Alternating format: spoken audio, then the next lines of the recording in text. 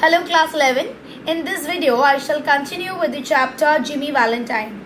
Now before starting with this video, I want to give you a brief recapitulation of what we have done in our previous videos.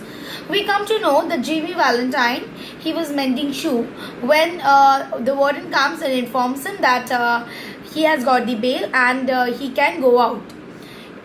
Later the warden also says him, you can really start a new and a good life, so please try to rectify yourself, try to be innocent. Next, what happens is that at first he directly goes to the place, his own room, and he takes out the box where all his burglary tools are kept.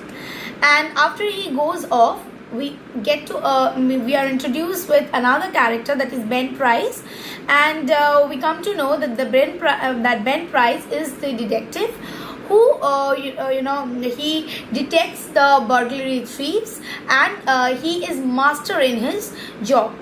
Now after Jimmy had left his own room with that box, there are many other theft news that had kept coming, and Ben Price, with the pattern of that stealing, could assume that maybe it is none other than Jimmy Valentine. Now I'll start with the next part. Please follow. Ben Price knew Jimmy's habit. He had learned them while working on the Springfield case.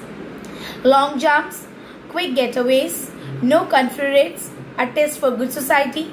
These ways had helped Mr. Valentine to become noted as a successful dodger of retribution.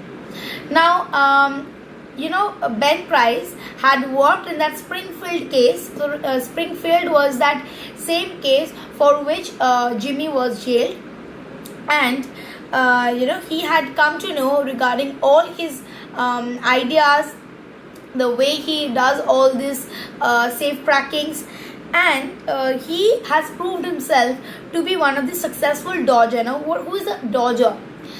Dodger is a person who applies cunning tricks. Okay, and it was given out that Ben Price had taken up the trail of the elusive cracksman. Now, it is very difficult for Ben Price to actually find him out because he has become master in his trade of safe cracking. And other people with burglar-proof safes felt more at ease. And other safe crackers, it was easy to find out the other safe crackers because they left out traces. But for Jimmy Valentine, it was very difficult for Ben Price to find him out. One afternoon, Jimmy Valentine and his suitcase climbed out of the mail hack in Elmore, a little town 5 miles off the railroad down in the blackjack country of Arkansas.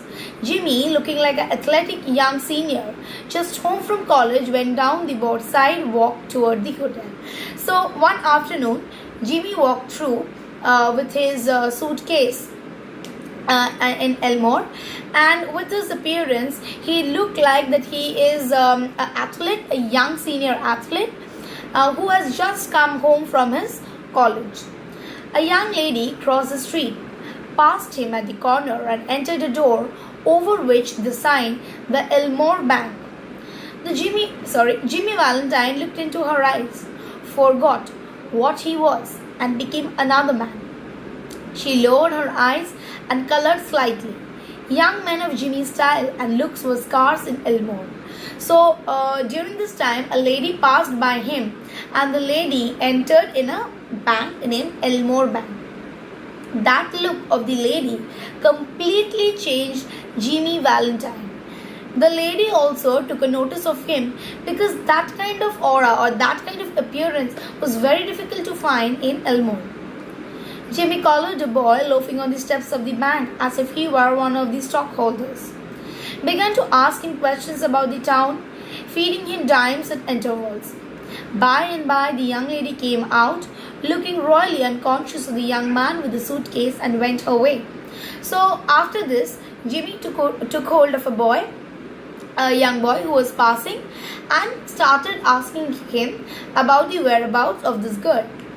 And in the meanwhile, she comes out, and you know she looks at a very royal way, and she then goes in her own way. Isn't that young lady Polly Simpson? Asks Jimmy with a specious smile. Specious means something which you know maybe is not true. Now you can tell me, ma'am, who is this Polly Simpson? Polly Simpson was no one. It is just a trick to know the actual name.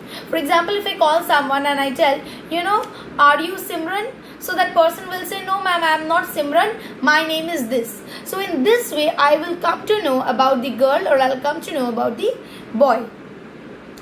No, said the boy. She's Annabel Adams. Her pa owns this bank, so her father is the owner of this bank. Why do you come to Elmore for? Is it a gold watch chain? I'm going to get a bulldog. Got any more dimes? So he said that, her father is the owner, and are you new in Elmore? And is that the gold watch? Do you have some more money, dimes, money? Then I want to buy a bulldog.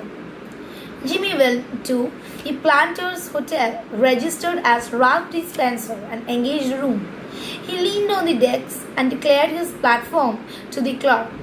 He said he had come to Elmore to look for a location to go into business. How was the shoe business now in the town? He had thought of the shoe business. Was there an opening? So he went to a hotel and he tried to find out that what's a new business that he can start up in order to live a very innocent life. And everywhere he signed his name as Ralph D. Spencer because he did not want to use his name. Okay, he was a transformed person, and so he wanted to come under a definitely a different and a new name. Okay, he asked the clerk that what about the shoe business, how is it, so that he can carry out this business. The clerk was impressed by the clothes and the manner of Jimmy. He himself was something of a pattern of fashion to the thinly gilded youth of Elmore. But he now perceived his shortcomings. While trying to figure out Jimmy's manners of trying his four in hand, he cordially gave information. Now that person whom Jimmy was asking questions, that person was also very wooed away by Jimmy's appearance. He looked very good, he looked very sophisticated, and he kind of gave some informations. Yes, there ought to be a good opening in the shoe line. There wasn't an exclusive shoe store in the place. The dry goods general stores handled that then. Business in all lines are fairly good. Hope Mr. Spencer would decide to locate in Elmore. He would find it a pleasant town to live in, and the people are very sociable. So he said, yes, you can try off your business here. Actually, we don't have good, shoe store over here. So if you open your shoe store over here, so definitely you can earn good living. Mr. Spencer thought he would stop over in the town a few days and look over the situation. No, the clerk needed call the boy. He would carry up his suitcase himself. It was rather heavy. So he didn't allow the hotel people to ask a boy to carry off his luggage. Although it was heavy, he decided to carry it out himself.